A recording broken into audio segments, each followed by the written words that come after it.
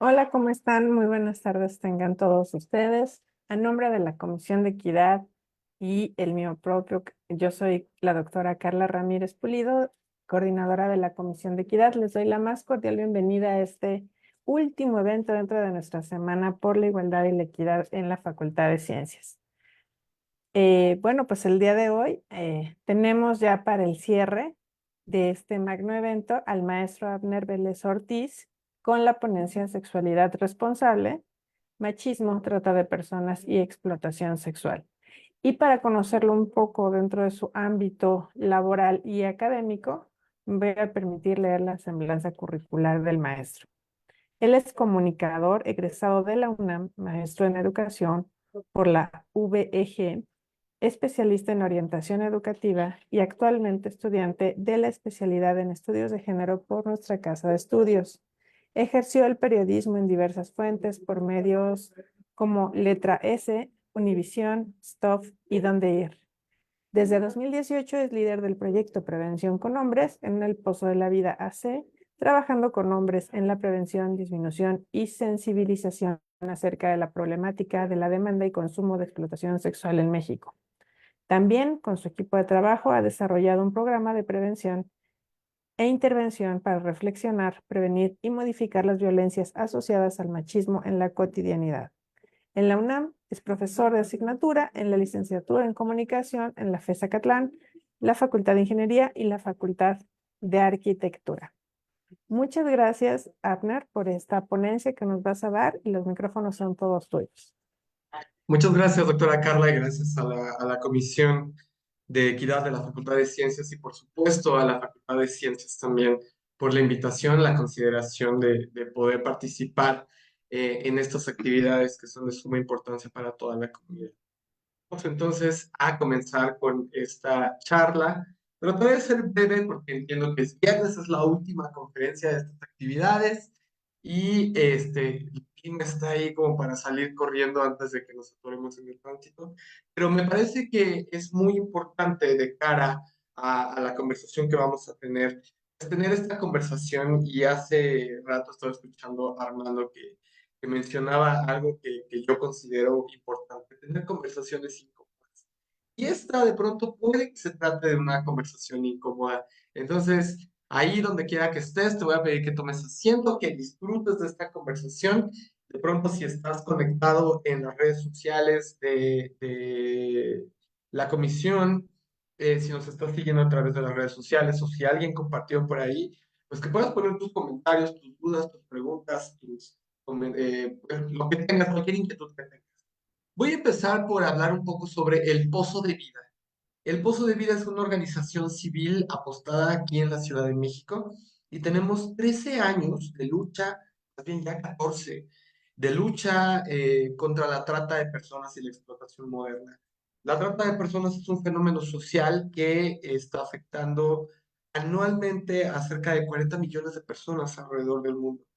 Nuestro país es un país de tránsito para personas que pueden ser traficadas desde Centroamérica, Suramérica, principalmente hacia los Estados Unidos, o también dentro de nuestro país en diversos puntos particulares de los que nos vamos a hablar ahora. Tenemos varios proyectos, en realidad tenemos 9 proyectos apostados en 3 grandes áreas. Estas son prevención, intervención y restauración.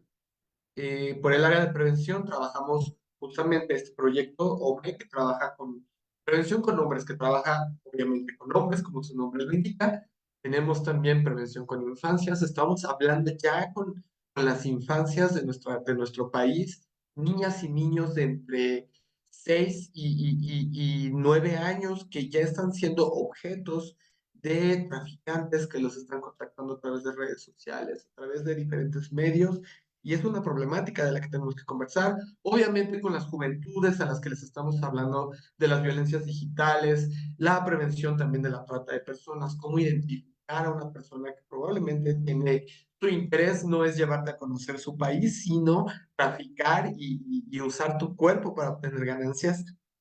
Obviamente tenemos conversaciones con los padres de familia, donde también los estamos orientando de cara a estas situaciones. Y un tema, y perdón, un proyecto que me parece también muy importante que quiero señalar es que también estamos hablando con las personas en tránsito en nuestro país. Todos estos migrantes que están en nuestro país esperando un trámite o algo para poder cruzar hacia el norte de en nuestra frontera norte, que están aquí, que probablemente en su trayecto pueden ser víctimas de trata de personas por una gran y diversa cantidad de razones, desde que son secuestrados por el crimen organizado hasta también promesas de trabajo, etcétera.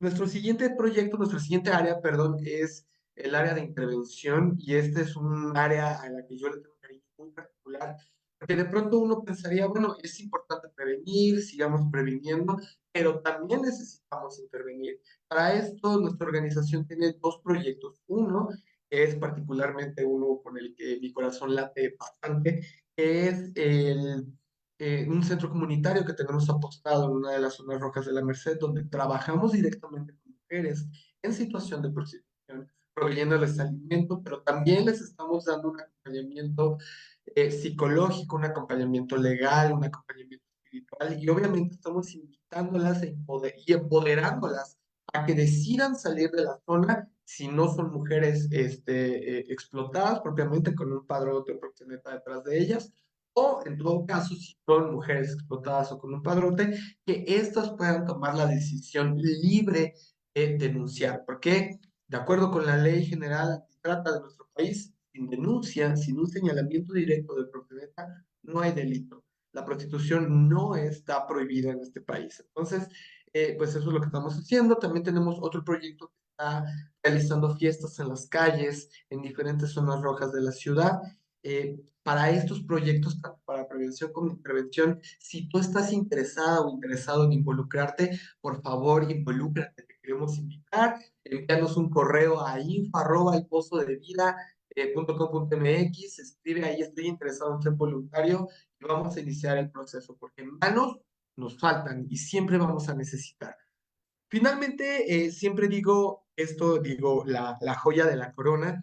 En la parte de restauración contamos con dos proyectos en los que viven mujeres que han sido víctimas de este delito, que están en sus procesos particulares con la Fiscalía Antitrata. Ellas están aquí con nosotros resguardadas, están siendo cuidadas, pero también con una atención holística e integral. No nada más es que estén aquí, sino que reciben educación, acompañamiento médico, acompañamiento psicológico, psiquiátrico, acompañamiento espiritual, reciben educación, talleres, total, una serie de actividades y situaciones que las mujeres pueden, de las que son sujetas dentro de estas casas, mientras están en su proceso, y obviamente también la intención es empoderarlas para que en el momento en el que terminen este proceso, pasen a otro, puedan ya sea regresar a sus hogares siempre y cuando estos no sean el origen de la violencia, o reintegrarse en la sociedad, siguiendo con su educación, consiguiendo un trabajo, etcétera, ¿no?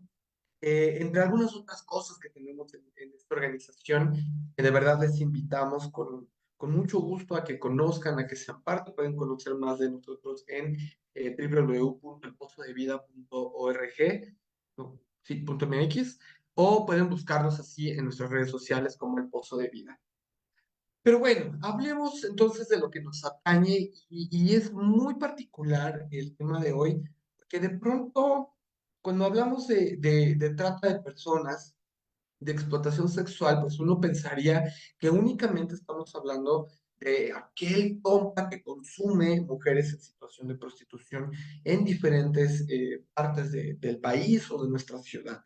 Pero creo que es importante hablar de que no solamente hablamos o tenemos que referirnos a las mujeres en situación de prostitución cuando hablamos de explotación sexual.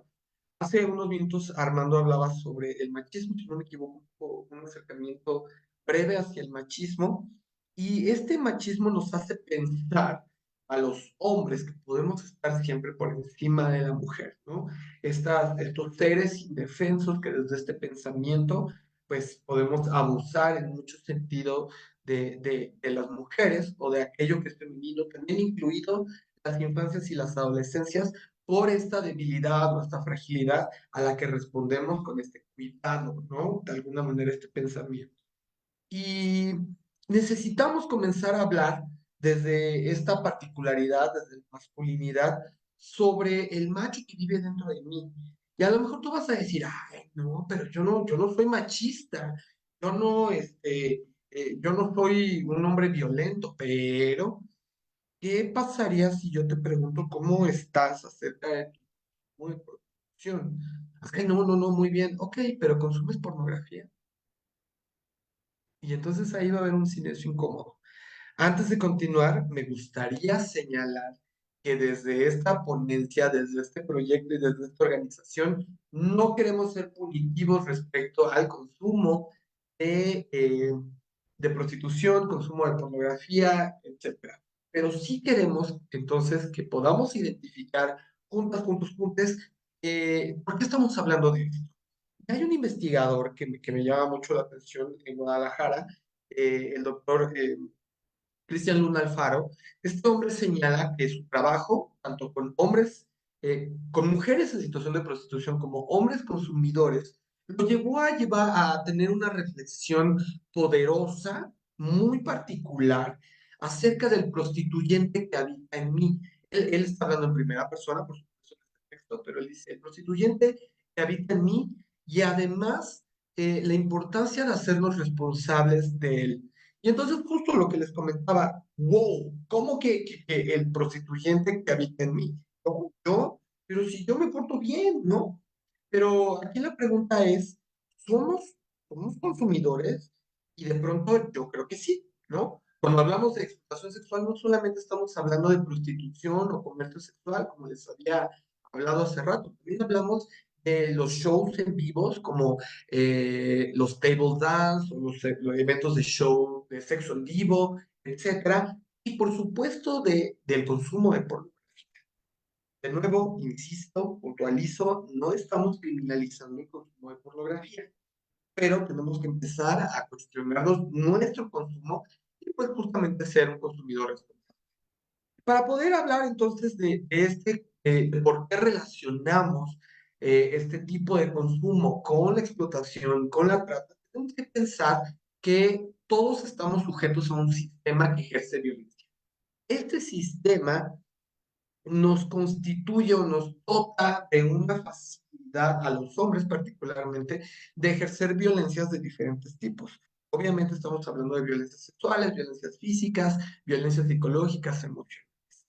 eh, Están dentro del sistema, hemos caminado con este tipo de violencia, con este pensamiento y este permiso, entre comillas, de ejercer violencia desde, ¿para qué les cuento? Si revisamos nuestra línea generacional, nos vamos a dar cuenta que la bisabuela, la tatarabuela y la tatarabuela también vivió violencia, y el tatarabuelo también lo ejerció, ¿no? No hay que irnos tan lejos, revisemos los textos, revisemos de pronto para aquellos que tienen interés en estos pensamientos filosóficos relacionados al capitalismo, etcétera, nos vamos a encontrar particularmente desde que se capitalizaron los cuerpos, desde que el capitalismo comenzó a tener una presencia particular, pues estas violencias se hicieron más evidentes. También es una violencia estructural. ¿Por qué hablamos de violencia estructural cuando hablamos de trata de personas? Porque en estas estructuras existen daños a los derechos, ¿no? Estos huecos, llamémosle, donde no se están satisfaciendo los derechos, no se garantiza que se gocen de estos. Entonces, ahí, en estos espacios, en estas desigualdades o en estas ausencias es donde suceden estas. Y finalmente también hablemos de la larga duración. ¿A qué nos referimos con la larga duración? Es que esta violencia ha existido, existe, y si no la detenemos, si no reflexionamos en este momento sobre ella, va a seguir existiendo y la estamos proyectando por años, años y años. Yo estaba revisando por ahí de pronto un tema sobre desigualdades salariales, sobre brechas salariales, y descubría que aproximadamente para poder tener equiparar, llamémosle, los salarios y romper con hombres ganando más dinero que mujeres, todavía nos faltan alrededor de 235 años. O sea, ni tú, ni yo, ni tus hijos, ni tus bisnietos, y probablemente tus tataranietos, vamos a ver que esto se acabe. Por eso es importante reflexionar y dejar de normalizar las violencias, ¿no? Para hablar de violencias también necesitamos entonces reflexionar sobre quiénes son estos sujetos de violencia. Primero comencemos por uno muy importante. Ojo, voy a puntualizar, hoy he hablado mucho sobre esto, pero voy a puntualizar que esta es una visión desde las masculinidades. Así que estoy hablando de hombres que violentan bueno, sí, que son violentos. Este primer nivel del que me gustaría compartirles hoy es el yo. Yo mismo me violento. Sí, yo, Abner, ejerzo violencia sobre sí mismo, sobre mí mismo, perdón. Armando, el ponente anterior, ejerce violencia contra sí mismo. No alcanzo a ver los nombres de los compañeros que están acá. Em, Nicolás Hernández ejerce violencia contra sí mismo. De pronto suena muy particular. ¿A qué te refieres con que ejerces violencia contra ti mismo? Sí, todos hemos sido criados en un ambiente particular. Hablaba hace unos minutos de sistemas. Si a ti te gusta la onda de los sistemas, etcétera, lo vas a entender muy fácilmente, ¿no? Crecimos en un sistema, fuimos educados en este sistema donde nos dicen compórtate de tal o cual forma, actúa de tal o cual forma, habla de tal o cual forma, muévete de la sociedad de tal o cual forma. Cuando rompemos estos códigos de conducta autoimpuestos, llamémosle ya autoimpuestos porque los adoptamos y se convierten en parte de nuestra historia, de nuestra vida, y en un momento decidimos romperlos, estamos ejerciendo violencia contra nosotros. Obviamente, sí estamos hablando acerca de, por ejemplo, problemas mentales, donde terminamos suicidándonos, donde terminamos lastimando nuestro propio cuerpo. No solamente es el rompimiento de nuestro código de moral personal, sino también cuando violentamos físicamente esto que somos, ¿no? Esto que logro tocar o que incluso permito que violente mi pensamiento, mi día a día, mi estilo de vida. El siguiente grado de violencia que cometemos es aquel que hacemos en contra de nuestros congéneres, porque sí, este sistema patriarcal, machista, en el que tú y yo nos desenvolvemos, que habitamos, nos obliga a exigirle al otro compa, hablando de los hombres específicamente, a que se comporte como hombre. Si yo te veo físicamente y determino desde esta visión personal que tú eres hombre porque tienes barba, porque eres alto, porque además estás tronchado, estás fuertecito, diría mi abuelita, yo sé que eres hombre. Pero de pronto tienes a lo mejor un modo, a lo mejor lo que le llaman, ¿no? Ser amanerado en este constructo personal, yo identifico que entonces no te estás comportando como hombre, en consecuencia te voy a exigir que te comportes como uno. Y entonces tenemos estas violencias particulares, ¿no? Que ejercemos desde lo conductual. Ah, ¿no bebes? Ándale, chúpale, compórtate como hombre, ¿no? Hay muchos hombres a quienes celebro que, por ejemplo, están esperando a tener relaciones sexuales hasta el matrimonio. Nunca falta alguien que vive su vida sexual libremente y que bromea, ¿no? Entonces es que está de ser, ya saben la palabra, no la puedo pronunciar, ¿no? Porque no le gustan las mujeres. O de pronto, también rompiendo este código de conducta un poco relacionado con esto, cuando obligan, o los padres, los abuelos, los primos, los tíos, te llevan a tu primer encuentro sexual con una mujer en situación de prostitución, o cuando te llevan, te obligan a ir, digo obligan porque pues, en realidad no deberían de obligarte, pero cedes por ir a un table dance, etcétera, ¿no? Y pobre de no vas porque vas a ser humillado y señalado. Y finalmente este tercer grado de violencia al que estamos envueltos, pues es las mujeres. Desafortunadamente ellas siempre van a ser objeto de todas las violencias que se nos ocurran, comenzando desde las violencias emocionales, las violencias verbales, emocionales, psicológicas, y que van escalando, ¿no? A violencias físicas, sexuales, y que desafortunadamente en este país terminan con feminicidio. Quiero nada más hacer una puntualización acá que me parece importante señalar porque entiendo que el público que nos está viendo son estudiantes pues ya en mayoría de edad, ¿no?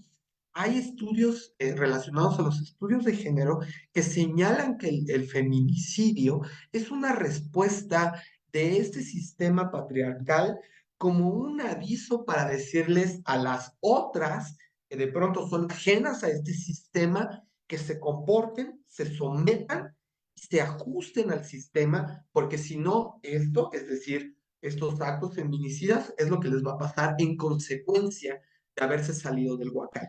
Es un tema muy delicado, muy complicado, del que no vamos a hablar hoy, pero pensémoslos entonces en este sistema como yo rompo mi código de conducta, como violento a mi compañero y finalmente como estas mujeres que desde esta visión son débiles, son sujetas en mi violencia.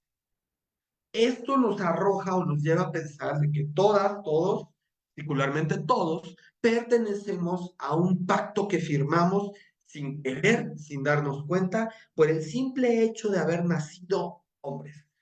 Tú que tienes barba, bigote, el pelo en el pecho, que te sientes un macho alfa, tú eres parte del pacto. Sí, pero yo no lo firmé, yo no me quiero comportar de esta manera, pero eres parte del pacto, ¿no? El patriarcado se apoya sobre dos principios fundamentales, nos dice Kate Millett. El primero es el macho que ha de dominar a la hembra y el macho de más edad debe dominar al hombre. ¿Te das cuenta cómo estamos hablando de relaciones de poder, de dominio? Dominas a quien es débil, siempre, siempre, siempre. En esta visión patriarcal, entre nosotros, pues siempre va a haber un adulto, una persona más grande que nosotros o más madura, quizá, que va a tratar de ejercer un dominio u orientar el pensamiento, la discusión, el disfrute del grupo. ¿No? Estas relaciones de poder surgen en el patriarcado y se sostienen en el patriarcado y son parte del pacto, ¿no? Pensemos entonces, aquí vamos a integrar un poquito en la reflexión colectiva que creo que es importante traer a discusión cómo nos desenvolvemos con nuestro grupo de amigos, con nuestro grupo de personas, y de pronto cuando alguno de ellos, ya saben, este compa que siempre, siempre, siempre eh, le encanta ser el loquillo del grupo y tiene una novia en cada esquina, cuando algo surge, cuando algo le explota, le llaman, ¿no? Le llaman a la novia, le llama al amigo, el amigo sabe que está con la otra, se oye muy grosero, pero no encuentro otra manera, la otra pareja del compa, y se coluden, ¿no? Ah, sí, aquí está, se sentía muy cansado y se quedó a dormir. Ah, ok, perfecto, ¿no? E inmediatamente cuelgas y ya le estás mandando un mensaje a tu otro compa, ¿no? Así, oye, me acaba de llamar fulanita, novia, para decirme que te estaba buscando, que qué onda, oye, pues llámale, vete a mi casa, no sé. La colusión es uno de los principales parámetros, llamémosle, para determinar y entender que si somos de este pacto. Guardar silencio, no decir nada, callarnos cuando somos testigos de algún tipo de violencia, no denunciar a nuestros profesores que nos están acosando, que están violentando a nuestras compañeras, que violentan a nuestros compañeros de las disidencias sexuales. Eso es parte del pacto y es importante que empecemos a señalarlo y lo hablemos así, lo señalemos así. Compañeras, compañeros de la Facultad de Ciencias, ustedes tienen una CIMIG a la que deberían de estarse acercando para denunciar a estos profesores que les están violentando o que incluso están teniendo un pensamiento muy particular, como que es de mala suerte que haya mujeres en los laboratorios. Entonces es importante que lo consideren. Una de las cosas de las que me gustaría hablar esta tarde también es acerca de la violencia sexual. Nos dice este investigador que la violencia sexual es un abuso basado en el género y frecuentemente es perpetuada por los hombres, ¿no? Por un hombre en el que las mujeres confían y de quien se esperaría una protección. De nuevo, pacto patriarcal, ¿no? Esta persona que debería, a quien se le está brindando la confianza, puede ser el padre, puede ser el tío, el esposo o alguna autoridad, entre otros. Sin embargo, esta violencia también es llevada a cabo por desconocidos en diferentes circunstancias. Oye, Abner, ¿cómo crees, cómo te atreves a decir que un papá puede violentar a sus hijas? Bueno, pues déjame decirte que justamente en estos últimos días hubo un caso muy particular de una niña indígena procedente de Guadalajara que fue violada por su padre, por su papá. Esta persona a quien debería de darle toda la confianza, con quien debería de creer, con quien debería de cobijarse, fue el violentador de esta menor de 12 años y la embarazó. Después de esta violencia, esta niña desafortunadamente sufre más violencias estructurales y sistémicas porque de pronto en la legalidad del estado de Guadalajara, pues ella podía hacer interrupción legal de su embarazo. Sin embargo, el estado se lo niega. De nuevo, otra violencia que se suma. Hay una colusión del estado con este pensamiento patriarcal. Ujú. Finalmente, para no hacerte el cuento largo, la niña pudo hacer una interrupción legal de su embarazo en Ciudad de México y casualmente, muy particular, que digo, finalmente lo voy a celebrar, el estado de Guadalajara, de Jalisco, perdón, que es el que en realidad es el estado de Jalisco, acaba de recientemente aprobar o despenalizar el aborto en este. Rompamos el pacto, dejemos de pensar lo que nos beneficia como hombres y pensemos en el beneficio de la comunidad. Este juego de poder que se presenta entonces en estas normalizaciones y en estas violencias, perdón, en estas violencias nos lleva primero a pensar en la normalización. Justo decíamos, ¿no? Les comentaba acerca del caso de esta niña. Son cosas que pasan.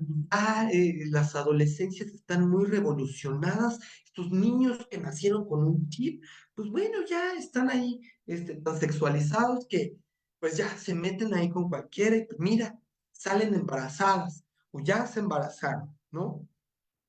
Discúlpeme, usted que nos está escuchando, compañera, compañero, yo no puedo normalizar un embarazo adolescente, ¿no? Empezar por ahí. No, no se puede. No, no deberíamos de normalizar. Y es un fenómeno social en nuestro país muy particular y muy triste, que detrás de este fenómeno probablemente hay un caso de abuso sexual. Ojo, abuso sexual. Puede que haya un consentimiento, pero perdónenme, una adolescente teniendo relaciones sexuales con una persona mayor de edad es estupro, es turbo, perdón, y es ilegal. No lo normalicemos. También me van a decir en este juego de poder, oye, Abner, es que, ¿por qué no denunciaron? ¿Por qué no fueron a levantar una denuncia inmediatamente? Pues la única razón que les puedo dar, que seguramente es la común, la cotidiana y la que vamos a escuchar repetidamente, es porque hay vergüenza. Hay vergüenza de aceptar que una persona fue víctima, que una mujer fue víctima. Las mujeres sienten vergüenzas de esto y no solo eso, sino que desencadena una revictimización de la persona. Las mujeres no denuncian por vergüenza, sino porque van a ser victimizadas una y otra y otra y otra y otra y otra vez. Y es importante que lo señalemos de esta manera. Y finalmente hablamos de esta reeducación, ¿no? Pero de nuevo, es importante señalar que si hablamos de reeducación, no estamos hablando de rompe en consecuencia el sometimiento. Sometimiento a los estatutos que el patriarcado nos ha enseñado como hombres, que también les ha enseñado a las mujeres, ¿no? Ya no se trata solo de, ay, bueno, pues es que somos mujeres, aquí nos tocó vivir. No, por supuesto, tenemos que romper con este pensamiento, con estas ideas y no normalizar las violencias de las que podemos ser sujetas y sujetos todas las personas. La violencia sexual, dice el investigador Luna Alfaro, la reflexionó desde las vidas en situación de prostitución, donde los hombres prostituyentes buscan mujeres para vulnerarles diversos derechos, considerándolo una relación sexual que tiene un consenso de género. ¿Qué significa esto? Estamos hablando de trata de personas, ¿no? Oye, es que hay un intercambio comercial, hay un consenso, yo te doy el dinero y tú me das este servicio, que no es un servicio. Ya hay este consenso. Sin embargo, tenemos que pensar que detrás de este acto mercantil hay derechos que están siendo vulnerados. No solamente estamos hablando de estas personas que son víctimas de trata, sino también del sistema que ha vulnerado de tal manera a estas mujeres para llevarlas a este lugar y que termine sucediendo esta violencia. De nuevo, es muy interesante pensar que ese acto es una violación sexual. Y si me permiten agregar, la realidad es que la trata de personas para el comercio sexual constantemente es un abuso y una violencia sexual a las que las mujeres están sujetas. Y no solamente estamos hablando de la prostitución, en la pornografía y en los shows hay esta violación aparentemente consensuada, ¿no? ¿Cómo reconocemos, cómo hacemos revisión personal, llamémosle, de mis prácticas? Dice este investigador, insisto, el investigador Cristian Luna Alfaro, que realizar una investigación feminista sobre la violencia sexual necesariamente nos tiene que llevar a involucrar un análisis profundo de la experiencia personal, desde el cual reconocer y reconocernos. Ujú. O sea, es mirarnos al espejo y preguntarnos por qué me comporto como me comporto, por qué actúo como actúo, por qué mis prácticas sexuales o afectivas responden a esta forma. Entonces afirma que el fenómeno está tan generalizado y radicado, perdón, que nos va a afectar a la mayoría de los cuerpos y afecta a la mayoría de los cuerpos femeninos o feminizados. Y entonces es ahí donde tenemos que reconocer a las mujeres como partes sujetas de la investigación. Es decir, reconozco que yo soy parte del problema, pero también atraigo a ellas a este problema. No va separado, va junto. Reconocer y reconocernos. Ujú. ¿Cómo está afectando estos cuerpos femeninos? ¿Cómo está afectando mi consumo a estas mujeres? ¿Por qué las afecta? ¿Por qué si yo me comporto?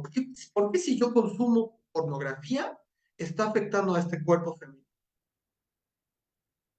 Hablemos un poquito del cliente. ¿Quién está detrás del cliente?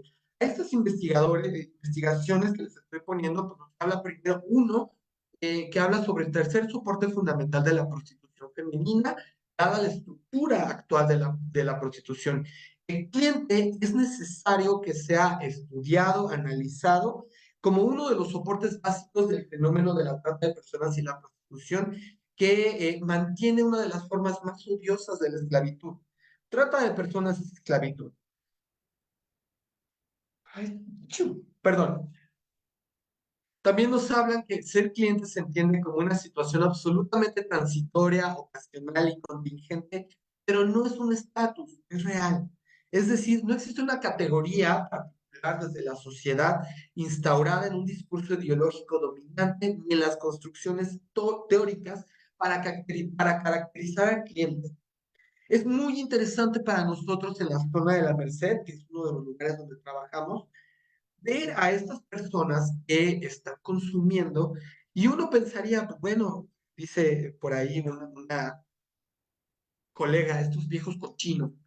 Eh, y es bien interesante porque uno pensaría que son hombres adultos, ya a lo mejor justamente personas de la tercera edad, adultos mayores, o personas de pronto un poco más adultas, ya acercándose a esta tercera edad, ¿no? Unos 50, 60 años particularmente. Pero es muy interesante compartirte que después de pandemia, en estas zonas rojas de la ciudad empezamos a encontrar a jóvenes. Abner, ¿qué tipo de jóvenes? Jóvenes en sus 20. Es decir, estamos hablando de que probablemente tus compañeros de aula ya estén consumiendo mujeres en situación de prostitución. Que tus estudiantes no solamente consuman pornografía, sino que consuman mujeres en situación. Importante que hagamos este análisis y esta revisión, porque justamente nosotros, los consumidores, y ahorita les explico por qué nosotros, estamos sosteniendo este sistema prostituidor, y que es el que tenemos que revisar. Estas investigaciones nos hablan de alguna tipología, ¿no? Hablábamos hace rato, y creo que también Armando hablaba un poco sobre esto, Los consumidores son estos adolescentes sin experiencia, jóvenes que están iniciando su vida sexual y que literalmente vienen a educarse a las zonas rojas de la Ciudad de México sobre sexo con mujeres en situación de prostitución. Obviamente desde la normalización y desde el mito de que las mujeres están ahí porque les gusta, porque quieren, porque son ninfómanas, ¿no? Estos son algunos de los consumidores. También nos encontramos a estos hombres necesitados. Desde esta visión, ojo, hay un mito particular, y me atrevo a decirlo, y lo voy a sostener hasta el fin de mis días, de que biológicamente tenemos esta necesidad de tener contacto sexual, una vida sexual activa. Mentira, hay estudios científicos que han arrojado la verdad de que no necesitamos una vida sexual activa, que es un mito el hecho de tener sexo para sobrevivir, para que no nos dé cáncer claro, de próstata, etcétera. Estos hombres necesitados también son consumidores y son de pronto ocasionales, ¿no? Respondiendo al tengo la necesidad.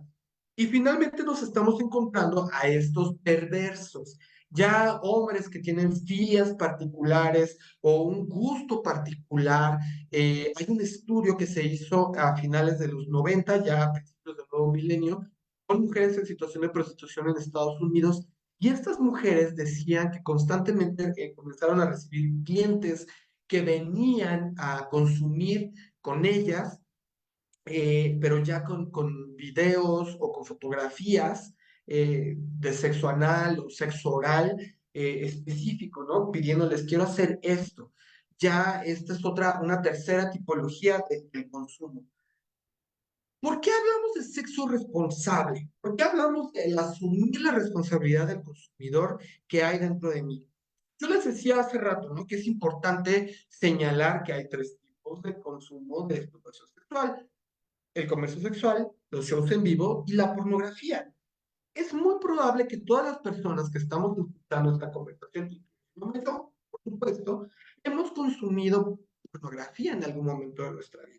Hay en un evento en España que en 2000, no recuerdo si fue en 2018 o en 2008, presentó su programación o sus patrocinios, su comercialización del evento, con un video muy interesante que asegura que la pornografía es uno de los primeros educadores sexuales de los y les jóvenes. Y sí, sí lo es. Y bueno, evidentemente para poder hablar de esto, yo sería de los primeros en levantar la mano para afirmar que sí fue uno de mis primeros educadores sexuales. Y lo es en realidad de la generalidad. La sexualidad es un tema tabú, y si a esto le sumamos que la sexualidad, hablando en términos de explotación sexual, es un tema tabú, hay que señalar que todos somos consumidores, ¿no? O sea, que no tenemos otra manera de limitar la realidad. Hablar de sexo y sexualidad responsable nos lleva a tener conversaciones incómodas respecto a nuestros propios consumos, empezando por reconocer que somos, ¿no? ¿Por qué es importante reconocer que lo somos? Porque hay desigualdades en la producción de la pornografía. Cierta actriz famosa reveló durante pandemia que las desigualdades respecto a la brecha salarial de las que son sujetas son terribles, y un hombre en la pornografía sigue ganando más que la mujer, cuando el objeto o el sujeto de la pornografía son las mujeres. Entonces ella decía que para poder tener el dinero que se requería de tener una vida galante, como muchas personas le llaman, tenía que hacer N cantidad de escenas. Obviamente, pues, como es una industria, hay que firmar contratos.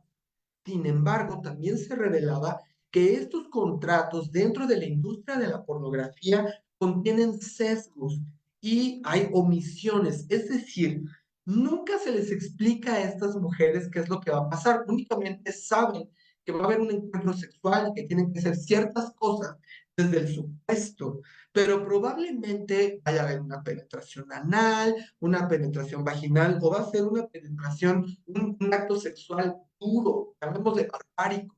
Y entonces de pronto nosotros tenemos romantizado que estas mujeres en pantalla pues están llorando porque están disfrutando, pero en realidad están siendo violadas frente a cámara. Y ahí es donde tenemos que empezar a reflexionar, a tomar responsabilidad de nuestro caso. Por supuesto, también no estamos, insisto, satanizando esto, Pero cuando vamos a Table Dance o cuando se van a estos shows en vivos, también hay que considerar constantemente quién está detrás de esa persona, la historia detrás de esa persona.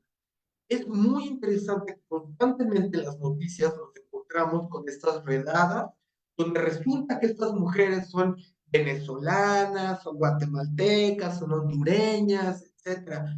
Yo no pensaría que vienen a hacer a Ciudad de México. ¿Qué están haciendo en este país? Pues bueno, fueron traficadas, fueron violentadas en este país. Es importante pues justo, empecemos a reflexionar. Creo que es lo primero. Este prostituidor que está dentro o que habita dentro de mí decide continuar perpetuando un sistema que violenta a las mujeres. Este prostituidor que vive dentro de mí, que consume pornografía, va a seguir permitiendo que haya mujeres en pantalla que están siendo violadas, cuyo consentimiento ha sido dejado de lado por un acto mercantil. Voy, en caso de las personas que consuman mujeres en situación de prostitución, voy a consumir a una mujer que está siendo explotada en este lugar. Son preguntas que queremos dejar ahí en el aire para todas, todos y todes, que podamos pues generar esta conversación.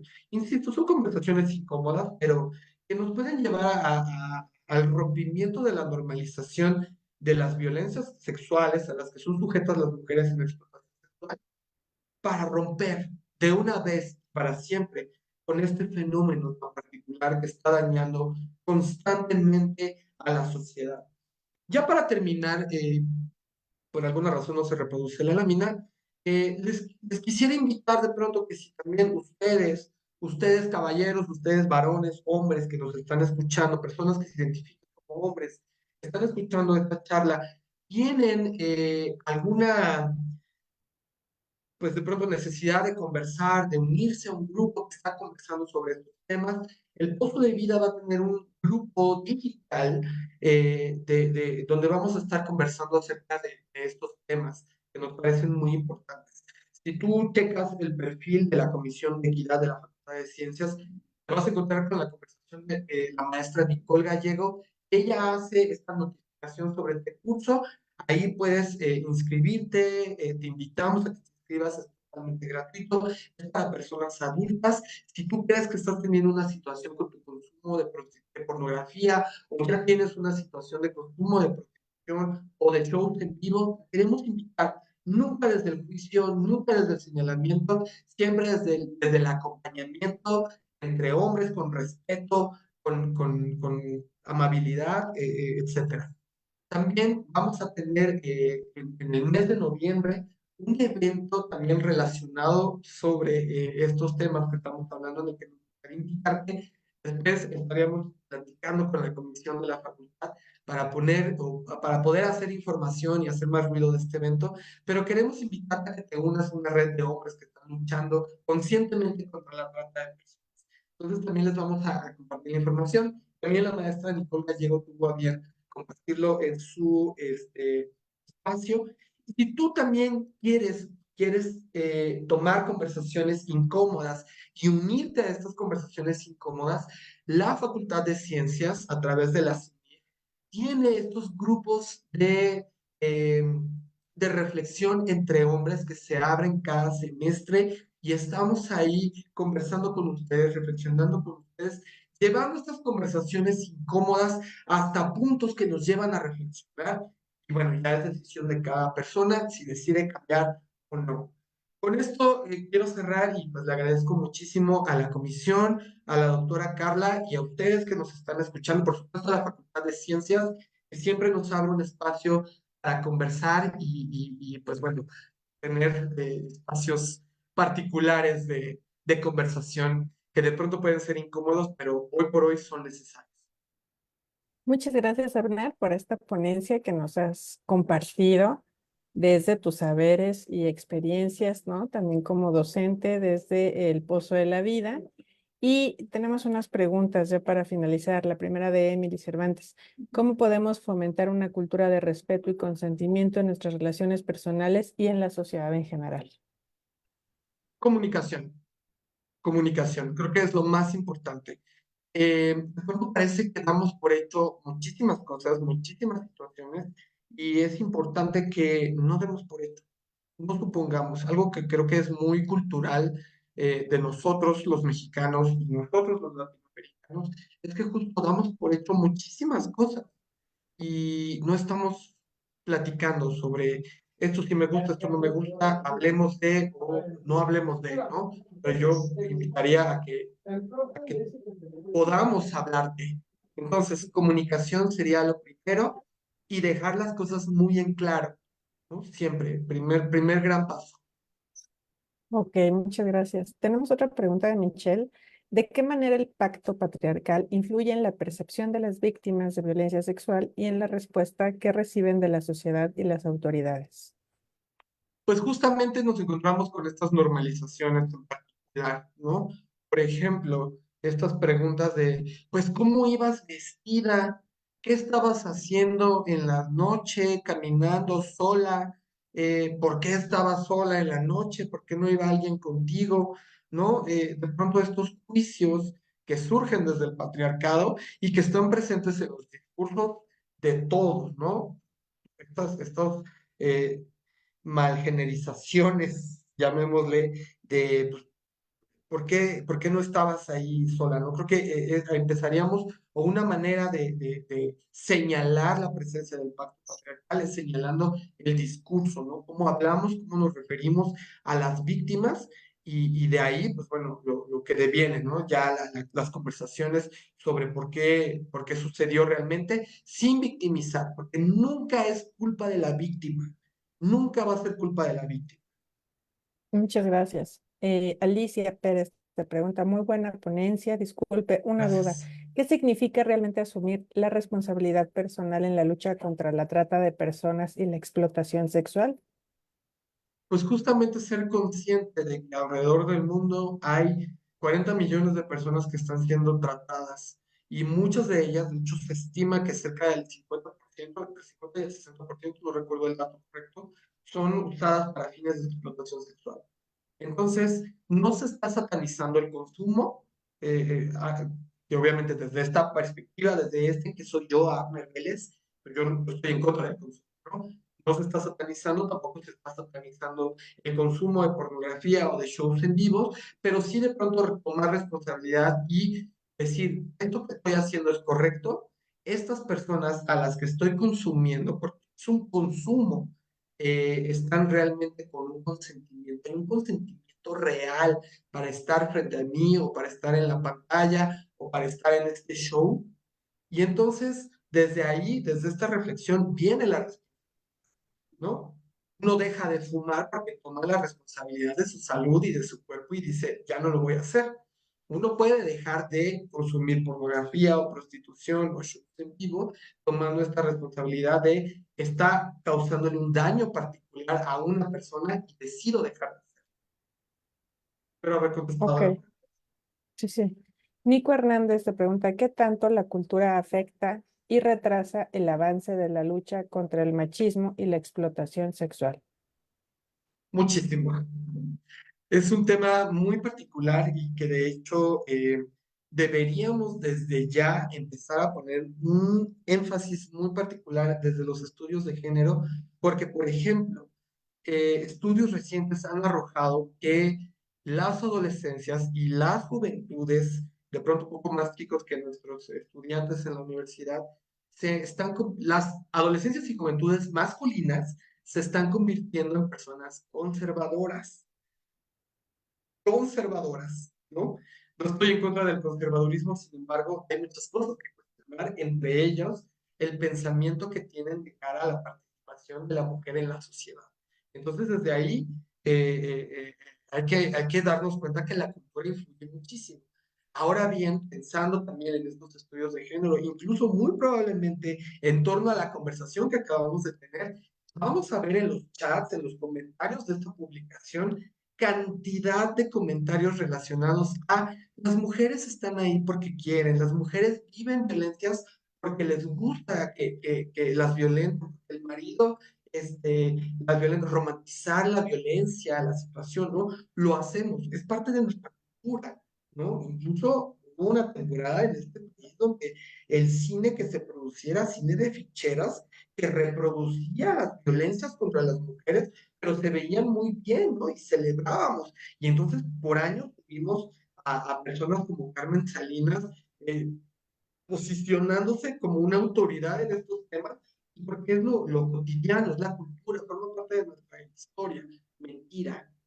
No, no, no, no. Tenemos que cuestionar también esta cultura y a los productores de cultura para romper la desnormalización y sacar de una vez las violencias de nuestra cotidiana. Claro, qué importante es ir justamente desnormalizando estas conductas violentas, estas conductas machistas que no permiten llegar a la igualdad y por supuesto a la igualdad sustantiva.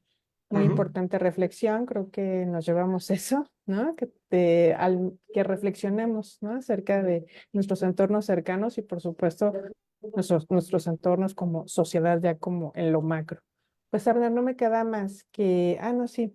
Tengamos otra pregunta. ¿Se ha identificado si existen claras diferencias entre cómo se consumen estos, entre comillas, servicios de acuerdo al espacio geográfico y el poder adquisitivo de los consumidores? Por ejemplo, entre los consumidores en ciudades grandes y los de zonas más rurales. Ujú. Pregunta Brunet. Sí, Ujú, eh, por ejemplo, no nos vayamos tan lejos, Ciudad de ujú, México.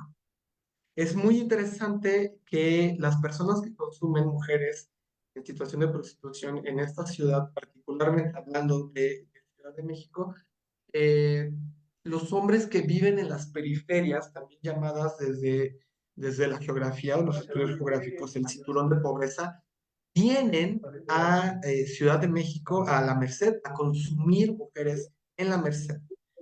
Personas que ya tienen un ingreso pues sustantivo, llamémosle un buen ingreso, no consumen a mujeres en la Merced, pero sí consumen a mujeres en Sullivan. Si tú ubicas Sullivan en el mapa, te vas a dar cuenta que se ubica cerca de uno de los puntos neurálgicos económicos, es decir, con gran poder adquisitivo dentro de nuestra ciudad. Cambia, por supuesto, también hacia una clase media, llamémosle, el consumo que sucede sobre Avenida Tlalpan ujú. y va cambiando según la persona. Sí, sí hay diferencias propiamente y desafortunadamente la prostitución existe en todos lados. Hablando ya fuera de Ciudad de México, en las carreteras, en los caminos de nuestro país, las cachimbas, las estaciones de gas, los lugares de descanso, tienen espacios donde hay mujeres en situación de prostitución con un proxeneta o una proxeneta que está ahí cuidando y verificando que estas personas estén haciendo su trabajo, entre comillas. Claro, sí, es un tema muy complejo, ¿no? Ujú. Tocan muchas aristas y creo que pues podríamos de aquí derivar otro tipo de discusiones, por lo cual pues te invitamos a seguir en estos Muchas eventos gracias. participando igual al Pozo de la Vida. Y bueno, ya ahora sí, sin más, pues te agradezco a ti por esta ponencia y con esta cerramos para toda la audiencia nuestra Semana por la Igualdad y la Equidad aquí en la Facultad de Ciencias. Muchas gracias, estén pendientes en nuestras redes sociales. Tendremos otros magnos eventos durante el año. El siguiente es en junio, de 10 al 14 de junio, la Semana por la Diversidad aquí en la Facultad de Ciencias. Muchas gracias a todos. Tengan excelente tarde y nos vemos en el siguiente evento. Hasta luego. Ya estamos fuera. Ay, muchas gracias, Alicia. Muchas gracias, Abner, por supuesto, por tu ponencia. Emily, Brunet, Michelle y Nicolás, muchas gracias por conectarse y sus preguntas. Y pues que pasen bonito fin de semana. En breve te enviaremos tu constancia, Abner, de participación. Y gracias a todos. Nos vemos bueno, los servicios sociales pronto para ver sus tareas. Y a ti, Abner, pues ya te envié otro correo, ahí chécalo, para invitarte a ver si nos das otro curso en intersemestral, ¿no? Pues bueno. Siguen en línea. Sí, sí, sí, sí. O sea, ahí te puse. Ah, Entonces tú me avisas cómo, ¿no? Y lo vamos planeando. Entonces, bueno, pues bonita tarde y hasta luego a todos. Gracias. gracias. Gracias, bonita Gracias, tarde. hasta luego.